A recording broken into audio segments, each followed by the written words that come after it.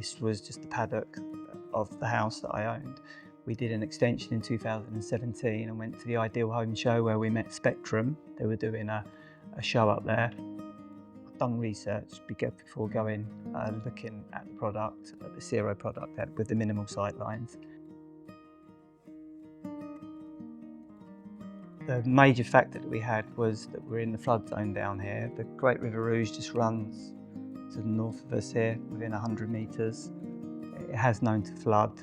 It flooded 4 times this year alone. It came up to the formal gardens. So the planning, to appease the planners, to get the planning permission, we had to mitigate by allowing flood waters to pass through the house. The house starts in flood zone 1 and overflows into flood zone 2.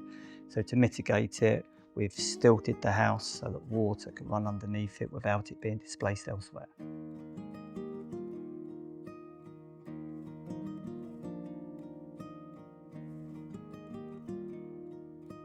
Using any other type of product that we know is out there, such as the smart systems, wouldn't withhold and withstand the wind problem that we get down here.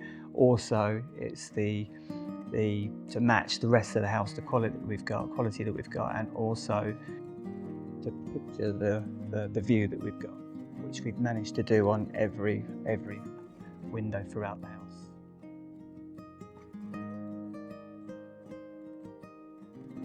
The product's that good, I'd put air conditioning in it. In the winter months here, with the underfloor heating, I don't actually use that much heat. The house is so well insulated through the walls, but obviously through the triple glazed glass as well. And it is quite, for the size of the house, it is quite reasonable to run. The downside of that is that in the summer, the house holds too much heat, so we'd install air conditioning. It's pure indoor-outdoor living. It's all year round, even in the winter. Obviously the doors are shut in the winter, and it's just indoor-outdoor living, bringing the outside in.